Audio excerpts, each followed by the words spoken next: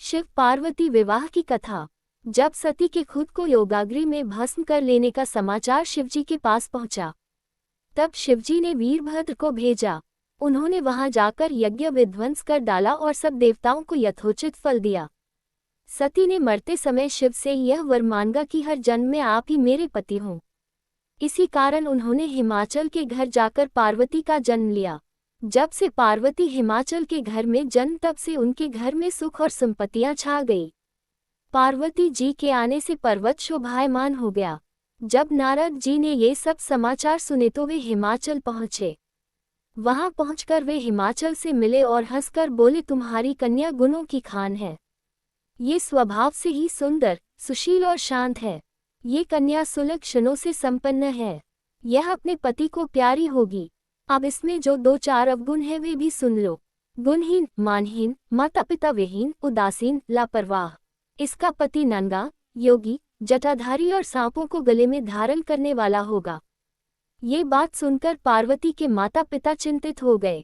उन्होंने देवर्षि से इसका उपाय पूछा। तब नारद जी बोले, जो दोष मैंने बताए मेरे अनुमान से वे सभी शिव में हैं। अगर शिवजी के साथ विवाह हो जाए तो ये दोष गुण के समान ही हो जाएंगे। यदि तुम्हारी कन्या तप करे तो शिवजी ही इसकी किस्मत बदल सकते हैं। तब ये सुनकर पार्वती जी की मां विचलित हो गई। उन्होंने पार्वती के पिता से कहा, आप अनुकूल घर में ही अपनी पुत्री का विवाह कीजिएगा, क्योंकि पार्वती मुझे प्राणों से अधिक प्रिय है। पार्वती को देखकर मैना का गला भर आया। पार्वती ने अपनी मां से कहा, मां, मुझे एक ब्राह्मण ने सपने में कहा है कि जो नारद जी ने कहा है तू उसे सत्य समझकर जाकर तप कर। ये तप तेरे लिए दुखों का नाश करने वाला है। उसके बाद माता पिता को बड़ी खुशी से समझाकर पार्वती तप करने गई। पार्वती जी ने शिव को पति रूप में पाने के लिए तपस्या आरंभ की, लेकिन शिव को सांसारिक बंधनों में कदापि रुचि नहीं थी। इसलिए पार्वती जी ने अत्यंत कठोर तपस्या की ताकि शिव प्रसन्न होकर उनसे विवाह कर लें। जब सप्तर्षि सती की परीक्षा लेने गए, सप्तर्षि ने पार्वती से जाकर पूछा, तुम किसके लिए इतना कठिन तप कर रही हो? तब पार्वती ने सकुचाते हुए कहा, आप लोग मेरी मूर्खता को सुनकर हंसेंगे। मैं शिव को अपना पति बनाना चाहती हूँ।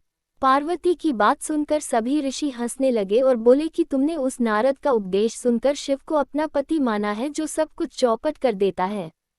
उनकी बातों पर विश्वास करके तुम ऐसा पति चाहती हो जो स्वभाव से ही उदासीन, गुणहीन, निर्लज, बुरे वेश वाला, बिना घर बार वाला, नंगा और शरीर पर नागों को धारण करने वाला है।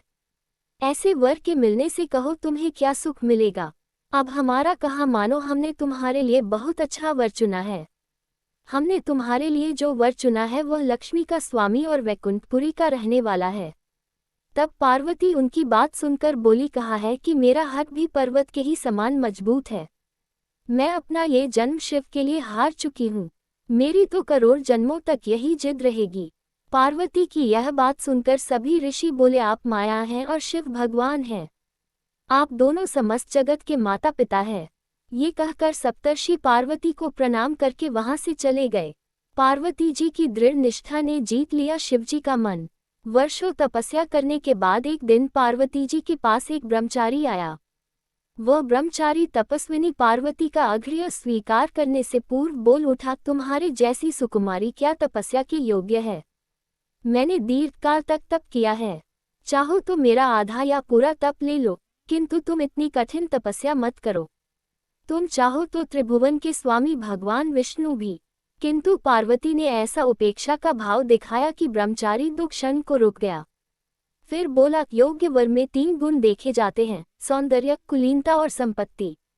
इन तीनों में से शिव के पास एक भी नहीं है। नीलकंठ, त्रिलोचन, जटाधारी, विभूति पोते, सांप लपेटे शिव में तुम्हें कहीं सौंदर्य दिखता है? उनकी संपत्ति का तो कहना ही क्या, नग्न रहते हैं। बहुत हुआ तो चर्म चमड़ा लपेट लिया। कोई नहीं जानता कि उनकी उत्पत्ति कैसे हुई। ब्रह्मचारी पता नहीं क्या क्या कहता रहा, किंतु अपने आराध्य की निंदा पार्वती को अच्छी नहीं लगी। अतः वे अन्यत्र जाने को उठ खड़ी हुई। तब शिव उनकी निष्ठा देख ब्रह्मचारी रूप त्याग प्रकट हुए और उनसे विवाह किया।